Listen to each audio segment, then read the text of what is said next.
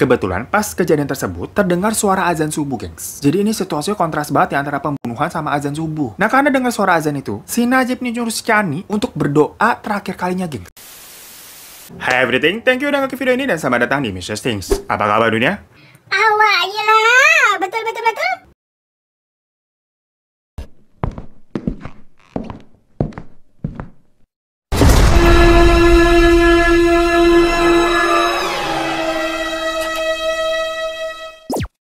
Hai gengs, dengar-dengarin kabarnya ini akan diberlakukan WFH lagi ya, karena PSBB itu akan dilanjutkan. Dan selama kerja dari rumah, itu kalian pernah kepikiran gak sih? Kayak parno gitu kalau data dan privasi kalian dalam berinternetan itu aman apa enggak? Soalnya kan kalau di rumah nih jatuhnya kita selalu pakai internet ya. Abisnya belakangan sering banget nih, kita dengar-dengar berita tentang penjualan data yang kok bisa bocor gitu. Nah, makanya nih, akhirnya gue tuh memutuskan untuk pakai NordVPN kalau lagi internetan, biar bisa tetap aman, nyaman, dan pastinya bisa mengakses berbagai situs yang susah dibuka dari sini. Mau tahu apa aja fiturnya? Nih gue jelasin ya. NordVPN ini punya pilihan server yang banyak banget, gengs. Pokoknya totalnya ada lebih dari 5.500 server dari 60 negara. Tapi kalau kalian nggak mau pusing-pusing milihnya, tenang aja. Tinggal pencet quick connect, ini langsung beres dicariin otomatis server mana yang paling oke dengan lokasi kalian. Dan yang pasti koneksinya tuh cepet banget, nggak ada tuh lemot-lemot. Ditambah lagi, ini tuh kalian bisa pakai sampai 6 device sekaligus. Mau satunya di Android, kayak satunya di iOS, ataupun di komputer juga tidak ada masalah. Nah, untuk masalah privacy dan data yang tadi gue singgung di awal juga dijamin aman, gengs. Karena di sini ada double encryption yang mana data kita nggak bakal direkam atau diambil. Terus kalau kalian lagi streaming nonton-nonton film ataupun kayak browsing-browsing itu nggak bakalan keganggu sama iklan-iklan yang kadang-kadang suka muncul. Soalnya NordVPN ini tuh punya fitur cybersec yang berguna untuk memblokir iklan-iklan yang ganggu tadi. Pokoknya kalau ada kendala atau masalah jangan khawatir. Soalnya di sini ada live chat untuk customer service-nya 24 jam ataupun kalian juga bisa melalui email. Dan NordVPN ini juga ngasih garansi 30 hari uang kembali. Nah, jadi itu kenapa sekarang gue nih makanya NordVPN selama balik lagi nih kita kerja dari rumah. Atau mungkin nih buat kalian yang parnoan, takut datanya dicuri nggak aman gitu, kalian bisa juga pakai aplikasi ini. Dan kebetulan ini gue ada kode kupon yang bisa kalian gunakan buat dapetin diskon 68%, gengs. Lumayan kan? Jadi kalau dihitung itu kalian cuman bayar 55 ribuan aja sebulan. Dan kalian juga akan mendapatkan 1 bulan free tambahan. Langsung aja kalian klik link yang ada di bawah, kalian download dan berlangganan untuk bisa mulai berselancar dengan aman menggunakan NordVPN. Yaudah langsung aja kita ke pembahasannya.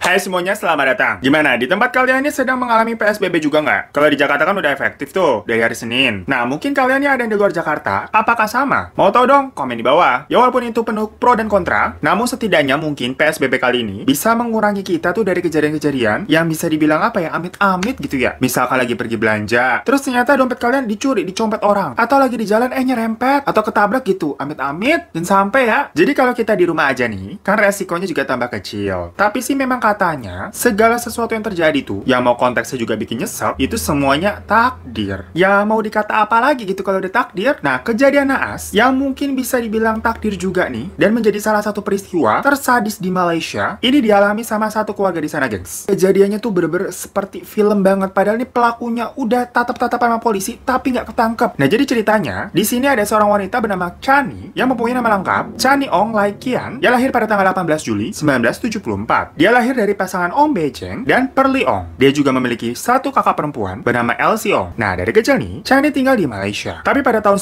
1995, dia memutuskan untuk meninggalkan Malaysia untuk melanjutkan kuliahnya di Amerika Serikat. Nah, setelah lulus kuliah di sana, dia memutuskan untuk tetap tinggal di situ dan bekerja. Dan dapatlah dia nih sebuah pekerjaan sebagai semacam kayak penganalisis teknologi dan mempunyai pacar bernama Brandon. Dan akhirnya mereka menikah di tahun 2001. Setelah menikah, Chani dan suaminya ini memilih untuk menetap tinggal di Amerika Serikat, gengs. Kehidupannya bahagia, makmur, dan bisa dibilang settle. Dia juga menjadi kayak semacam tulang punggung nih untuk keluarganya di Malaysia. Sampai pada suatu hari di tahun 2003, berarti ini 2 tahun setelah pernikahannya ya, ayah Chani ini didiagnosa menderita penyakit kanker. Karena khawatir sama keadaan ayahnya ini, Chani memutuskan untuk kembali nih pulang ke Malaysia, ya untuk merawat ayahnya. By the way, Chani ini memang tipikal dikenal sebagai orang yang penyayang dengan keluarganya ya, gengs. Orang dia kan tadi juga tulang punggungnya tuh. Jadi pas dia mendengar kabar ayahnya ini sakit, ya langsung buru-buru pulang lah dia ke Malaysia. Akan tetapi pada saat itu, Chani ini memang tidak bisa kembali ke Malaysia bersama sama suaminya. Soalnya masih ada pekerjaan yang nggak bisa ditinggal lah sama si suaminya di sana. Udah biasa kan kayak gitu. Setelah balik ke Malaysia nih, ya udah dia jagain ayahnya, bolak-balik check up ke rumah sakit, sampai keadaan ayahnya ini berangsur-angsur mulai membaik. Chani seneng dong. Jadi dia berpikir, oh ya udah, ini waktunya gue balik untuk ke Amerika, karena ayahnya udah bisa ditinggal. Secara suaminya kan juga masih di sono, jadi dia harus balik lah. Udah pesen tiketnya segala macam udah disiapin. Sebelum hari keberangkatannya, Chani berpikir,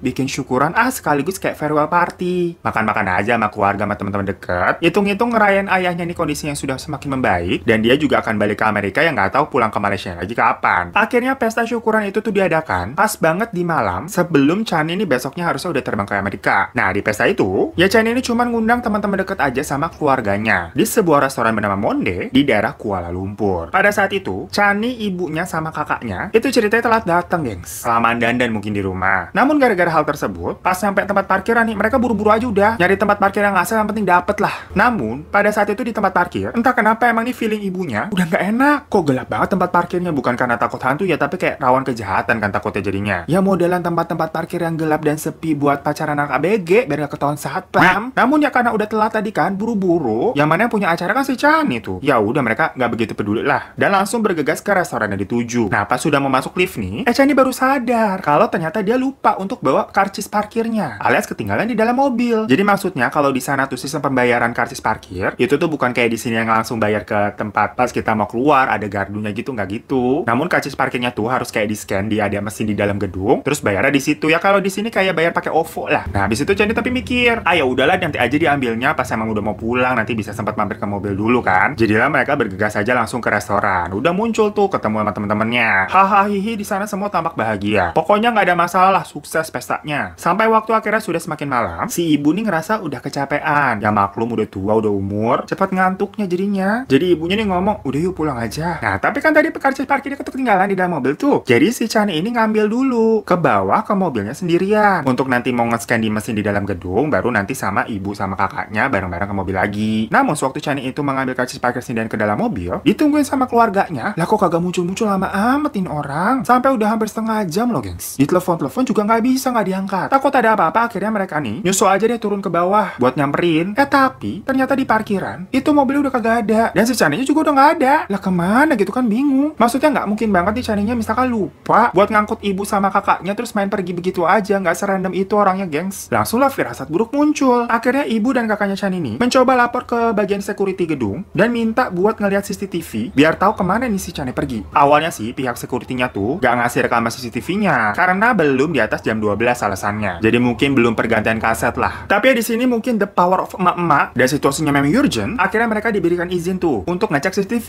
Ternyata di rekaman CCTV-nya terlihat kalau mobilnya Chani yang berjenis Proton Tiara berwarna ungu violet emang udah keluar dari parkiran, gengs. Namun di situ terlihat kalau yang nyetir itu bukan si Chani, melainkan ada seorang laki-laki yang nggak tahu itu siapa. Dan terlihat juga ada Chani yang sedang ketakutan di kursi samping dengan postur kayak tubuh meringkuk gitu. Dan yang lebih mencurigakan lagi, laki-laki itu keluar nih sambil nyetir mobilnya tuh nabrakin palang pintu. Berarti dia maksudnya keluar secara paksa karena karcis parkirnya kan belum di-scan, dalam gedung belum bayar. Dari situlah ibu Chani ini langsung melapor ke pihak kepolisian atas kasus penculikan anaknya. Polisi akhirnya langsung bergerak menyusuri TKP dan mencari tanda-tanda keberadaannya Chani beserta orang yang menculiknya. Semua kerabat di situ juga ikut membantu, gengs, dengan berusaha mencari segala informasi yang siapa tahu ada orang yang melihat mobil atau perempuan mirip Chani Ong di sekitaran Kuala Lumpur. Sudah 3 hari Chani Ong ini dinyatakan menghilang, yang mana polisi ini belum menemukan sebuah titik terang. Hingga akhirnya, pihak keluarga ini memutuskan untuk meminta bantuan media dengan menyebarkan berita siapa tahu ada yang melihat Chani Ong ataupun mobil Proton berwarna ungu violet dengan plat sekian-sekian, atau petunjuk apapun lah yang bisa membawa mereka menemukan si Chani Ong. Bahkan keluarga Chani ini juga bersedia buat ngasih tebusan ke si penculik asal Chani ini bisa dalam keadaan baik-baik aja, dibalikin dengan selamat. Dari situ ya heboh satu Malaysia, karena hampir semua media memberitakan kasus ini. Sehari setelah berita itu mencuat, mobil Proton Tiara ungu milik Chani Ong ini ditemukan. Namun keadaannya sudah berbeda, di mana ban depannya udah rusak dan di jok belakangnya itu banyak cipratan darah. Melihat hal itu, deg-degan banget nggak sih? Itu cipratan darah siapa, gengs? Tapi di dalamnya nggak ada siapa-siapa, nggak ada Chani ataupun si penculiknya. Sampai pada tanggal 17 Juni 2003, ada seorang pekerja bangunan nih yang kebetulan menemukan mayat dalam keadaan hangus terbakar yang tidak jauh dari tempat tadi mobilnya ditemukan. Setelah melakukan autopsi, salah satu teman Chani yang datang untuk mengecek mengenali kalau kalau jasad tersebut memang benar adalah jasadnya Chani Ong, yang mana itu diketahui dari celana jeans yang dia pakai. Soalnya malam sebelum tragedi kejadiannya tuh, si Chani ini tuh sempat minjem celana jeans temannya itu buat dipakai ke acara. Dan celana yang dipinjam itu ya sama persis dengan celana jeans yang digunakan oleh jasad yang ditemukan tadi. Ditambah ayahnya Chani menyatakan kalau baju dan perhiasan dari jasad itu memang benar milik anaknya. Namun walaupun begitu, pihak keluarga nih itu yang masih berharap banget kalau jasad itu bukan Chani dong. Soalnya siapa tahu aja barangnya sama kan, namanya juga masih berharap nih. Namun ternyata harapan mereka nih pupus, gengs. Setelah tes DNA keluar, dari hasil pemeriksaan DNA, ternyata benar bahwa jasad yang hangus terbakar itu adalah jasadnya Chani Ong. Akhirnya polisi ini mulai mencari tahu siapa nih orang yang tega membunuh dengan cara yang sadis seperti itu sampai dibakar loh, motifnya apa. Setelah proses pencarian, akhirnya polisi mendapatkan satu tersangka utamanya, di mana orang itu bernama Ahmad Najib bin Aris. Jadi pada malam hilangnya Chani Ong, kebetulan nih ini bener kayak sinetron atau film deh, gengs. Ada seorang polisi yang bernama Raffi Chandran yang ceritanya saat itu emang lagi patroli ke daerah-daerah yang rawan kejahatan. Dan waktu itu Raffi Chandran ini berpakaian kayak orang biasa aja, nggak pakai seragam polisi, soalnya doi emang intel. Nah di situ dia ngeliat nih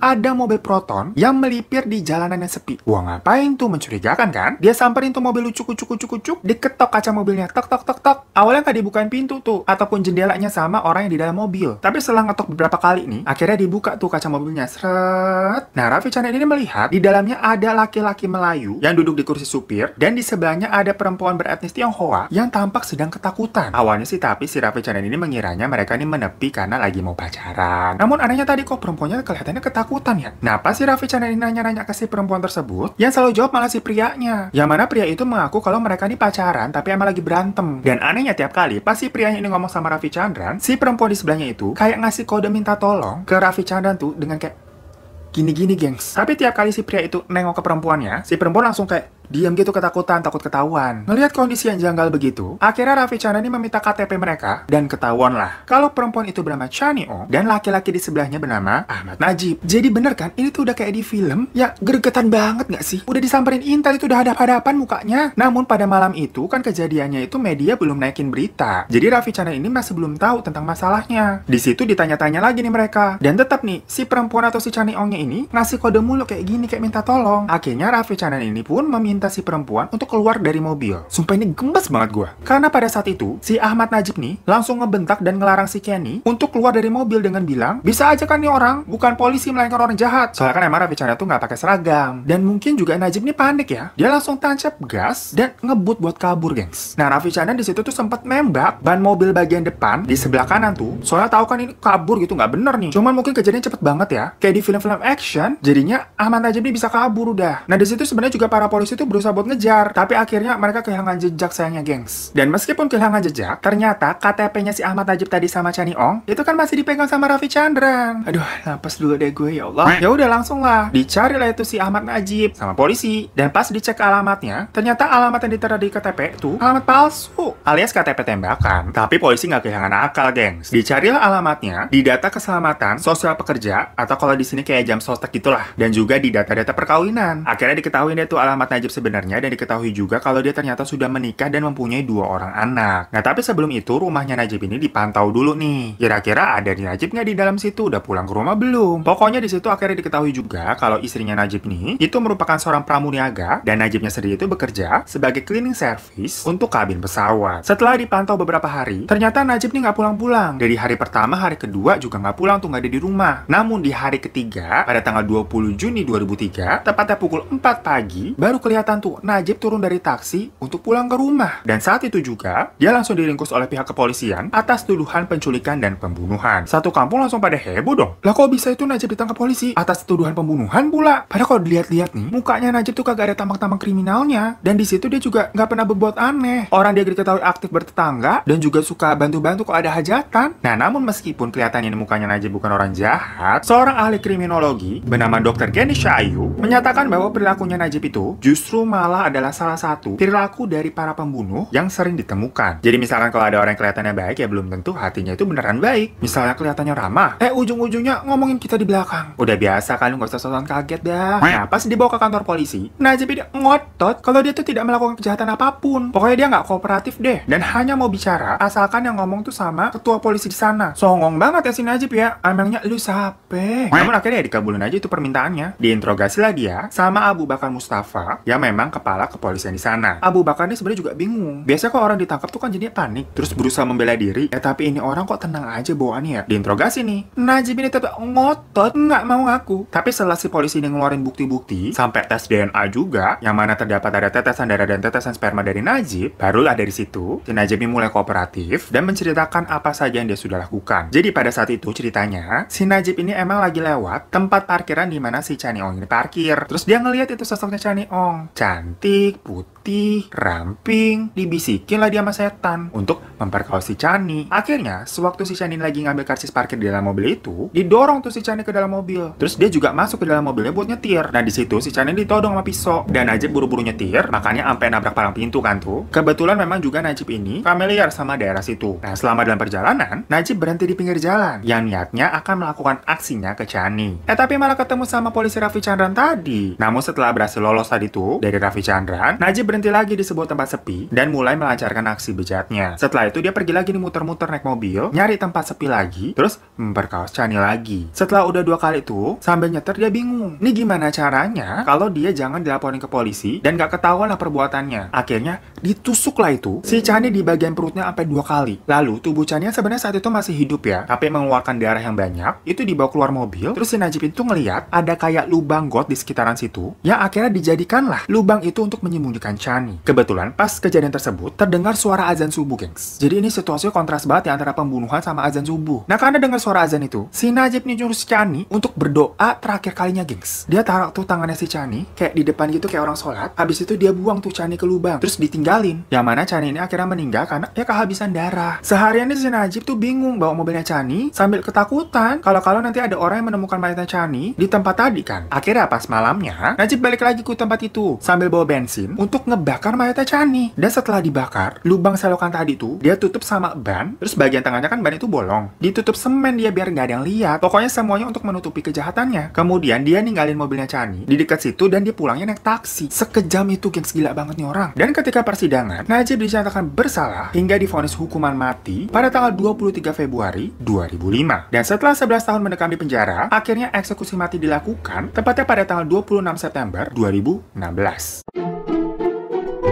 So, jadi geng, sebenarnya Chani ini tuh nggak kenal sama Najib sama sekali. Tapi mungkin udah kayak semacam takdir buruk aja kali ya. Kenapa gitu bisa ketemu sama Najib yang sifatnya kayak setan begitu? Dan ternyata sebelumnya memang nih, si Najib itu juga udah pernah beberapa kali melakukan pelecehan terhadap beberapa wanita lainnya. Tapi, para wanita-wanita tadi itu nggak mau lapor polisi, soalnya takut mungkin bisa mempengaruhi citranya di masyarakat. Jadi maksudnya mungkin ini karena si Najib udah melakukan beberapa kali, terus tapi jatuhnya aman-aman aja karena nggak ada yang lapor polisi, dia malah melakukan kejahatan yang lebih gila lagi ke target lainnya, si Chaniong ini. Jadi buat kalian nih, kalau merasa ada orang yang telah melecehkan dan ngejahatin kalian, jangan takut untuk speak up. Soalnya jangan sampai amit-amit gitu ya. Bisa aja jadinya ada orang lain lagi yang jadi korban selanjutnya, gengs. Ya pokoknya selalu stay safe dan semoga kalian sehat selalu ya. Thank you semua yang udah nonton video ini. Jangan lupa untuk klik subscribe di bawah buat kalian belum. Kalau kalian subscribe, terima kasih banyak kalau udah support channel ini. Juga boleh minta like-nya dan jangan lupa juga follow Instagram gue @HeroTadadifan. Sampai jumpa di kasus messing selanjutnya. Dadah.